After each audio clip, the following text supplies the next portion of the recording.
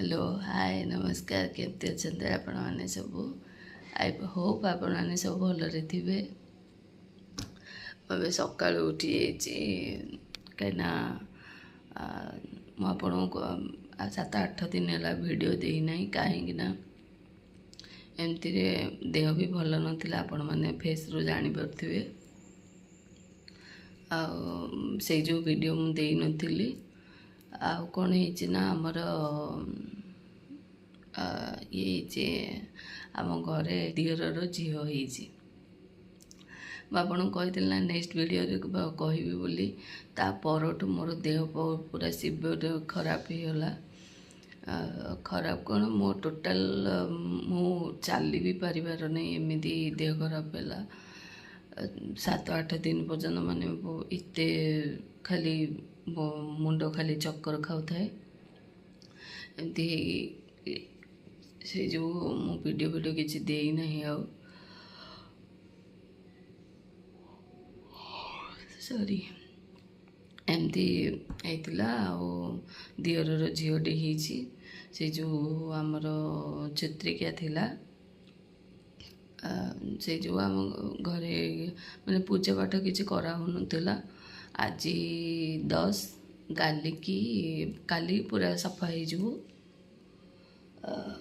आज सब सफासफी करदेवी काली भी जीवार अच्छी आपण मन कहि कुआडे जाऊँगी आपण मन ए भल भल वीडियो आसब आपण मैंने देखिए सब ये मु कौन करी भी जाऊँगी सब घर पोछा पोछी सब करदेवी आज सब सारदेवी कहीं कालिका मोर टाइम नहीं आज सब सारदेवी सब पोछा पोछी बेडसीट वेडसीट सब गदीर बाहर कर सब सफा कर आउ ये स्क्रीन फ्रीन सब भी बाहर कर सफा कर आउ तो टंगे देती खाली तलर ही रहा तलर ही सफा हम खाली माने तल खाली पोछा मारी ओल्ले दी पोछा मारदे आ चूड़ी फुड़ी भी आज सब चेंज करी एबे सब चेंज करी एमती सब काम चलता 3-4 दिन पर्यंत मु कहली या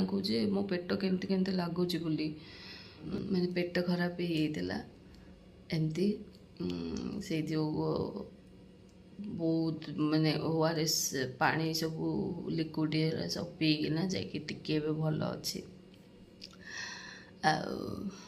आपण ए भल भल वीडियो आसो आपण मैंने सब देखिए मो फेस देखो केमती आज पूरा तेल लगे पूरा चंपी करछि आज जी गाधी भी सब सफा करदेवी तापर जी गाधी भी सब सफा करुच्ची आपण मान सब देखौजी सफा सब केमती कौन सब करी चलो जीवा सब स्टार्ट करिया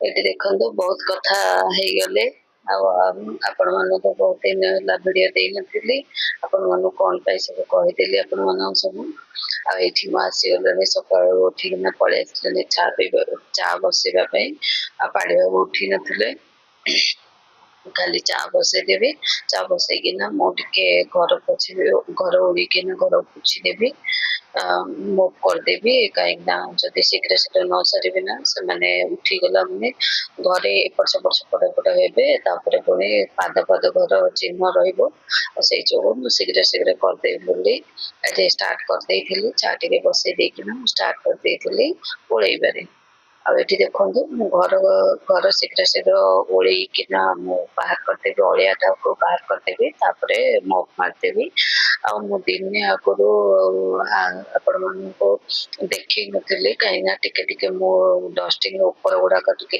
करदी आपण देखिए आगु आगु देखिए मो मझीर स्क्रीन गुड़ाक भी माने डोर गुड़ाक स्क्रीन गुड़ाक लगेनी कहीं मुझे विंडो गुड़ाक लगे देछि कहीं बाहर पटू राति भीतर पटू को देखा जाए से को सेमती माने खाली ये गुड़ाक विंडो गुड़ाक स्क्रीन दे देथिले आउ डोर गुड़ाक दे नथिले किछि ଏଠି ଦେଖନ୍ତୁ ମୁଁ ସବୁ ଗଦିର ବି ସବୁ ବାହାର କରିକି ବେଡସିଟ୍ ଫେଡସିଟ୍ ସବୁ ଧୋଇ ଦେଇଥିଲି। ଆଉ ଖାଲି ଏବେ ବେଡସିଟ୍ ଫେଡସିଟ୍ ସବୁ ପାରିଦେବି ଆପଣମାନଙ୍କୁ ଯଦି ହବ ବୋଲେ ଦେଖେଇବି। ଆଉ କାଲିକି ବି କୁଆଡେ ଯିବାର ଅଛି ଗୋଟେ ଭଉଣୀର ପୁଅ ବ୍ରତ ହଉଛି ଆଉ ସେଇ ଯୋଗୁ ମୁଁ ଯିବାର ଅଛି। ଆଉ ସେଇ ଯୋଉ ପ୍ୟାକିଂ କଲା ସମୟରେ ବି ଆପଣମାନଙ୍କୁ ଦେଖେଇବି। ଆପଣମାନଙ୍କୁ ଦେଖେଇଲେ ଆପଣମାନେ ମତେ କହିବେ ଆପଣମାନେ କେମିତି କଣ ସବୁ ପ୍ୟାକିଂ କରୁଛନ୍ତି କଣ କରୁଛନ୍ତି। ମୁଁ ଗୋଟିଏ ଦିନ ପାଇଁ ଯାଉଛି ଆଉ ମୁଁ ବହୁତ ଦିନ ବି ରହିବିନି ଗୋଟିଏ ଦିନ ରହିବି। ଆଉ ଯାଇ ନଥାନ୍ତି ଦେହ ଭଲ ନାହିଁ କିନ୍ତୁ ମୁଁ ଯିବି ନିସ୍ତଭାରେ ଯିବି। ଆଉ ସିଏ ବି ମୋ ପୁଅର ବ୍ରତ ଘରକୁ ଆସିଥିଲା ସେଇ ଯୋଗୁ ମୁଁ ଯିବି ମୁଁ ନିସ୍ତଭାରେ ଯାଇକି ଆଟେଣ୍ଡ କରିକି ଆସିବି। ଏଠି ଦେଖନ୍ତୁ ମୁଁ ଝାଡୁ ବି କରିସାରିକିନା ଏବେ ପଳେଇ ଆସିଲେଣି ମୋପ୍ କରିବା ପାଇଁ। ଆଉ ଏଇଠି ବେଡରୁମ୍ କୁ ଯାଉନି କାହିଁକିନା ଝିଅ ଆଉ ତା ଡାଡି ଶୋଇଥିଲେ ସେ ଯୋଗୁ କବାଟ ଖାଲି ଆଉଜେଇ ଦେଇଥିଲି ଏସି ଲାଗିଥିଲା ନା। ଆଉ ସେ ଯୋଗୁ କବାଟ ଦେଇ ଦେଇଥିଲି। ମୁଁ ମୋ ଘର କାମ ସରିଗଲା ପରେ ସେମାନେ ସବୁ ଉଠିଥିଲେ ବହୁତ ଲେଟରେ ବି ଉଠିଥିଲି। ସେଇ ଯୋଗୁ ମୋର ବି କାମ ସବୁ ସରିଯାଇଥିଲା। ଏଇଠି ଦେଖନ୍ତୁ ଗୋଟେ ହ୍ୱାଇଟ ଡ୍ରେସ୍ ବି ଥୁଆ ହେଇଛି ସେଇଟା ବି ସଫା କରିବି ହାତରେ ଧୋଇବି। ଆଉ ସେ ଗୋଟେ ହିଁ ଅଛି ଆଉ ତ ସବୁ ପ୍ରାୟ ସଫାସଫି ସବୁ କରିସାରିଲେଣି। ଆଉ ବେଡସିଟ୍ ଗୁଡାକ ଟିକେ ଅଛି ସେଗୁଡାକ ଖାଲି ଆଜି ସଫା କରିବି। ଏମିତି ଆସ୍ତେ ଆସ୍ତେ ଚଲେଇଥିଲି। ଏଇଠି ସାମ୍ନାକୁ କାହିଁକି ନେଇନଥିଲି ନା ମାନେ କ୍ୟାମେରା କାହିଁକି ନେଇନଥିଲି ତଳ ଗଦି ଟିକେ ଗୀତ ବାଜୁଥିଲା ତ କପିରାଇଟ ଆସିଯିବ ସେଇ ଯୋଗୁ ମୁଁ ନେଇନଥିଲି। ଆଉ ଏଠି ମୁଁ ଆପଣମାନଙ୍କୁ ସେଇ ଯୋଉ ଭଏସ ଓଭର ପୁରା ଦେଇ ଦେଇଥିଲି। ଏଠି ପୁରା ଡ୍ରଇଂ ରୁମ୍ ର ସବୁ ପୋଛିକିନା ମୁଁ ନେଇ ଆସିଲି। ଆଉ ଠାକୁର ଘର କାଲିକି ପୋଛିବି ଭାବିଛି। ଦେଖନ୍ତୁ ଯଦି କାଲି ଟାଇମ ହେଲା ପୋଛିବି ଯଦି ନହେଲା ପାଡିବାକୁ ପୋଛିଦେବେ ବି କିଛି ଅସୁବିଧା ନାହିଁ ତାଙ୍କେ ସିଏ ପୋଛିଦେବେ। କାଲି ବି ସକାଳୁ ଯିବାର ଅଛି ଭୋରୁ ଭୋରୁ ତ ସେଥି ଯୋଗୁ ମୁଁ କାଲି ଟାଇମ ହବ ବୋଲି ଆପଣମାନଙ୍କୁ କହୁଛି।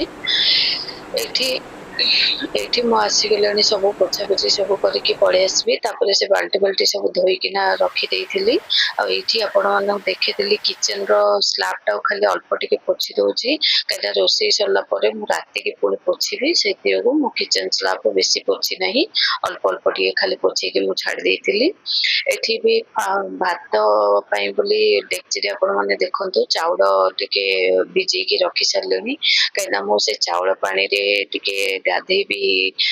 ମୁଣ୍ଡ ଧୁଏ ତ ମୁଁ ସବୁବେଳେ ଚାଉଳ ପାଣିରେ ହିଁ ସାମ୍ପ ପକେଇ ମୁଣ୍ଡ ଧୁଏ।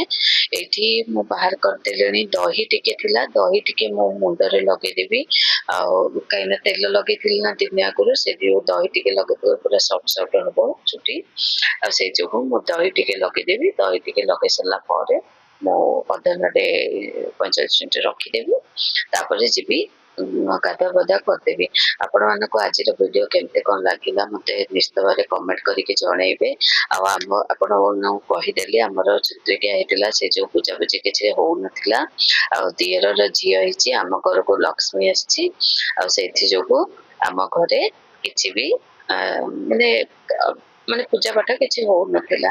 ଆଉ ଆପଣ ମାନଙ୍କୁ ପାଳିବାକୁ ବି ନଥିଲେ 2-3 ଦିନ ଟିକେ ବାହାରେ ଥିଲେ ସେଇ ଯୋଉ ମୁଁ ବିଶେଷ କିଛି ବି ଆପଣ ମାନଙ୍କୁ ଭିଡିଓ ମୁଁ କିଛି ବି ବନେଇ ନଥିଲି। ଇଆଡେ ଦେହ ବି ପ୍ରାୟ ଖରାପ ରହୁଥିଲା। ଆପଣ ମାନଙ୍କୁ ଆଜିର ଭିଡିଓ କେମିତି କଣ ଲାଗିଲା ପ୍ଲିଜ ଲାଇକ୍ କରିବେ ସେୟାର କରିବେ ଆଉ କମେଣ୍ଟ କରିଦେବେ। ଆଉ ପ୍ଲିଜ ଯିବା ପୂର୍ବରୁ ସବସ୍କ୍ରାଇବ କରିଦେବେ। ରହିଲି ବାଏ ବାଏ।